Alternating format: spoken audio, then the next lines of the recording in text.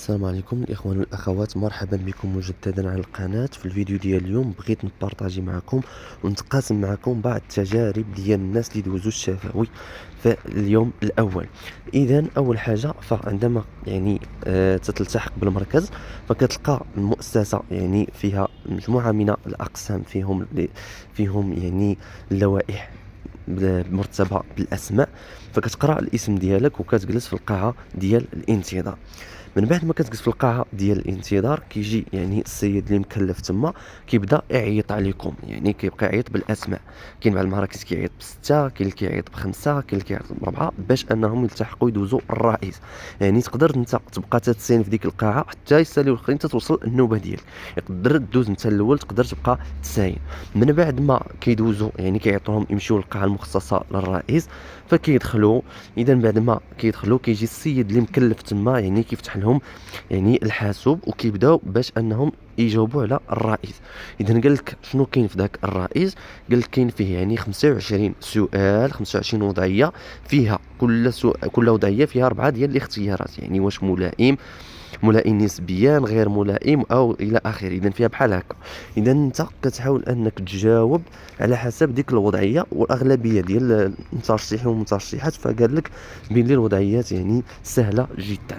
كاين بعض الوضعيات اللي قاصحه، ولكن الاغلب ديال الوضعيات غيبانوا. من بعد ما كملنا داك الرئيس، فتيخرجوا ديك الورقه النتيجه ديال الرئيس، كيسلموها للجنه اللي انت تابع ليها صافي. اذا من بعد ما كتسالي الرئيس كتخرج كيقولك ساين، ثم كيجيو كيقولوا لك ها اللجنه اللي انت غتمشي دوز عندها الشفوي.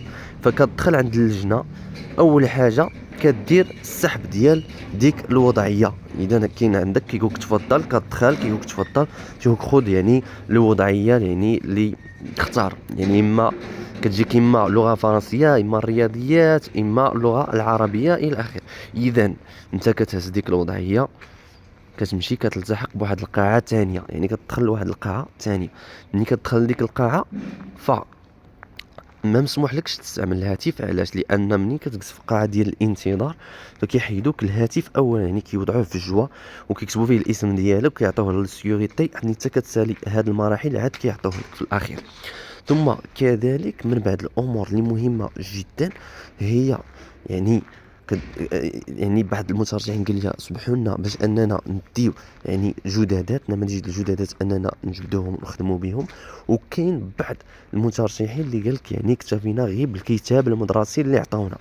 نعطوهم غير، كاين بعض المترشحين عطاوهم كتاب مدرسي زائد ديك الوضعيه وقال لهم سيروا اشتغلوا. وانطلاقا من ذاك الكتاب المدرسي كتخرج العناصر ديال الجداده. مثلا تمشي للفهرس باش تلقى الوحدات، تلقى الاسبوع، تلقى العنوان ديال الدرس الى اخره. ثم كاين بعض المترشحين كاين هاتف. ثم كذلك غادي دوز باش انك بعد ما ساليتي الجداده ديالك اللي فيها كيعطوك ساعه ديال المكانه باش انك توجد ديك الجداده. من بعد كدوز باش تبريزونطي ديك الجداده امام اللجنه. كتعاود ترجع عند اللجنه بعد ما درتي عندها السحب ديال الوضعيه. فكتدخل عندهم المترشحين اللي عاودوا ليا، فكيقول لك غادي تقدم لينا راسك بالعربيه والفرنسيه. كتبدا بالتقديم ديالك. وكاين بعض المترشحين ما قال ليش كاع قدم راسك، ما ديرش لا بريزونطاسيون، نوض قدم لي الدرس مباشره، بدا. اذا غادي تقدم راسك مزيان باللغه العربيه، باللغه الفرنسيه، غير تفضل باش تقدم لنا الدرس. بعض المترشحين عاودوا لنا هذه الحاله هذه، ان قال لك ملي بغينا نقدموا الدرس بقاو اللجنه يدابزوا بيناتهم، يحطوه في واحد الوضعيه، بغاو يشوفوا كيفاش غادي يتصرف. ولكن لسوء الحظ هذا المترشح اللي عاود قال لك انا ما رديتش البال ملي بديت كنشرح الدرس عادي، ومن الاخر عطوه ملاحظه. قال لي انت شتي هذه الحاله داخل القسم ما درتي حتى شي حركه. اذا هنا مثلا كيفاش خاصني نتصرف؟ تقول لي كيفاش خاصني نتصرف انا مثلا لقيتهم هكا. اذا مثلا غنطق في السبوره نقول لهم انتبهوا جيدا الى اخره، هنا باش يشوفوك انت واش عندك الارتباك، واش حشمان، واش خايف. اذا كتضاق تقول لهم انتبهوا، كتحاول انك تضبط النفس ديالك، الهدوء الى اخره، حتى يسود يكون الكالم في القسم، عاد نبدا الدرس ديالي. من بعد كتقدم الدرس ديالك. كاين بعض المترشحين اللي قالك ان اللجنه تتلعب الدور ديال التلاميذ، حتى هما تيهزوا صبعهم وتيسولوا وكيطرحوا اسئله الى اخره. وكاين بعض اللجان قال لك ما غير كيشوفوا فيك تتهضر مع الطاولات خاويين وهما تيلاحظوا. وهذا يعني من بين الملاحظات قال لك اللي عطاو بعض المترشحين انه كاين بعض المترشحين كما قلت لكم ما كيرفعوش الصوت ديالهم. كاين بعض المترشحين كذلك يعني في الكتاب السبوره يعني كيدوروا كما قلنا يعني كيدور كامل وجهه السبور. اذا هذه من بعض الملاحظات اللي اللجنه عطاتهم. ثم كذلك كاين بعض المترشحين اللي ما كيتحركش في القسم، تيبقى واقف حتى السبوره ما يحاولش انه يضبط القسم ديالو. ثم كذلك من بعد ما كتسالي داك الامتحان ديك البريزونطاسيون ديال الدرس فكيقولك يعني اول حاجه باش ما ننساش قالك حتى الوقت كيقولك ضبط الوقت ديالك، حيت لا فتي الوقت كيقولك حبس راك فتي الوقت يعني فوتي الوقت ديال لا بريزونطاسيون. يعني خاصك تضبط الوقت ديالك اما دي الساعه ولا حاول ترينيه هكا باش تعرف انت 20 دقيقه كيفاش غادوز.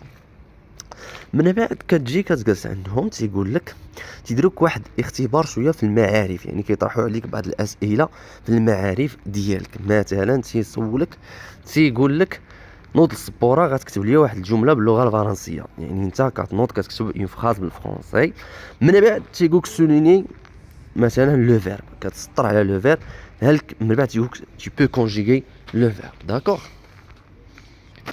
اذا من بعد تيقول لك باش انك تصرف لهم داك الفعل سوا او بريزون سوا او فيتور سوا، يعني كتحاول انك يعني دير لا كونجيغيزون ديال داك لو فيرب صافي.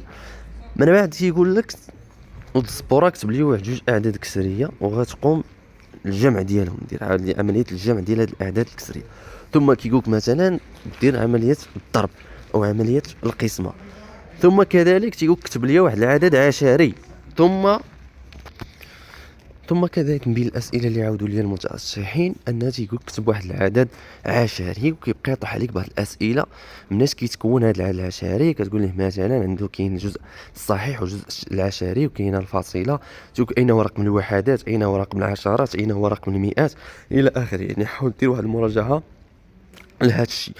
ثم كذلك من بين الاسئله اللي كيطرح عليك يعني من بعد ما دزتي كيقول لك مثلا يعطيك واحد الجمله، كيقولك مثلا واحد الجمله انطلاقا من النص ديال الكتاب يعني، وتيقول لك غتقوم بالاعراب ديالها. يعني خاص تكون انت عندك شويه ديال المعارف في الاعراب. اذا هكا يعني سؤال في العلوم، سؤال في الرياضيات، سؤال في العربيه، سؤال في اللغه الفرنسيه. اذا هادو كانوا غير بعض الاسئله ديال المعارف اللي هي بسيطه جدا. ثم من بعد ذلك تيجيو باش يسولوك بعض الاسئله قال لك في العلوم ديال التربيه. يعني قال لهم شكون هي نظريه التعلم، شكون هي النظريه البنائيه، نظريه سوسيو بنائيه، نظريه كذا. حاول انك تاخذ واحد المعلومات على هادشي. ثم كذلك قالوا لهم انهم شنو هي انواع البيداغوجيا اللي كيستخدمها الاستاذ في الدرس ديالو. اذا كاين البيداغوجيا الفارقيه، بيداغوجيا يعني اللعب، بيداغوجيا الخطا. اذا هاد البيداغوجيا تحاول تاخذ عليهم واحد الفكره. فمن بعد ما سالوا من هذا يعني الاسئله في العلوم كيدوزوا باش انهم يسولوك يعني بعض الاسئله. يعني كيقولوا لك قالوا لهم انهم يعني سولوهم بعض الاسئله باش يعرفوا الحافزيه ديالهم. يعني قال لهم علاش يعني اخترتي هذه المهنه ديال التعليم، علاش ما اخترتيش مهنه اخرى، يعني انت الا وليتي استاذ شنو هي الاضافه اللي غتقدر تزيد لهذه المنظومه التربويه الى اخره. فمن بعد هاد الاسئله هذه فحاولوا بعض المترشحين انهم يحطوهم بعض الوضعيات. مثلا بعض الوضعيات اللي عاودوا لنا المترشحين انهم قالوا لهم مثلا انت في النهايه ديال الحصه جاو عندك بعض المتعلمين وقالوا لك مثلا الاستاذ اللي هنا كيحاولوا يختبروا كيفاش تتصرف انت. الاستاذ اللي كان في السنه الماضيه كنتي قرينا الماده ديالك احسن منك، اذا انت كيفاش غادي تتصرف في هذه الحاله. ثم كذلك من بعد هاد الوضعيات قال ليه مثلا انت كاستاذ جا عندك واحد التلميذ في الاخر وقال لك انت يعني كتركز غير على التلاميذ المجتهدين وحنا يعني اللي متعثرين ما كتسوقش لينا. اذا شنو التصرف ديالك انت، كيفاش غتتعامل مع هاد لا سيتوياسيون. اذا هنا فانت غادي تحاول انك تقنع اللجنه صافي. اذا حاول تكون عندك الثقه في النفس. يعني واخا التلميذ قال لك هذيك الهضره يعني ما تقلق ما والو، تحاول انك تشرح له الى اخره وتقرب من التلميذ. ما تحاولش انك يعني تميل دائما للعنف ولا تقلق ولا. ثم كذلك من بعد فاش كيطرحوا عليك هاد الاسئله كيدوزو يسولوك على المستجدات. اذا مثلا شنو كتعرف على المدرسه الرائده، شنو هي الاهداف ديالها الى اخره. يعني المترشحين رسولهم هاد الاسئله. بعض المترشحين قال لهم شكون هو الميثاق الوطني يعني في اي سنه تم اصداره الى اخره. اذا اسئله بسيطه جدا في المستجدات. اذا من بعد ما كدوز المستجدات كيهضروك تيقولوا لك بعض الاسئله في الاعلاميات. يعني مثلا شنو، واش كتعرف الاعلاميات، واش كتعرف يعني تستعمل الوورد، واش تعرف تستعمل الاكسل الى اخره. يعني اسئله بسيطه جدا. واش عندك مثلا حساب على الفيسبوك، واش عندك شي، يعني هذاك يعني اسئله هنا يعني كل مترشح وشنو طلبوا منه. اذا هذه كانت بعض يعني الشهادات ديال المترشحين اللي دوزوا المباراة اليوم في الشق ديالها الشفوي وتقاسموا معنا التجارب ديالهم. كنتمنى لهم ان شاء الله التوفيق والنجاح، والله يسهل على الجميع ويسهل لكم نتوما ان شاء الله. ونتشوفوا في لا فيديو الجاي. ونصيحة انكم حاولوا يعني حيدوا الخلعة، حيدوا الخوف، حيدوا الارتباك. راه ان شاء الله كل شيء غادي يدوز بخير وعلى خير. والسلام عليكم ورحمة الله تعالى وبركاته.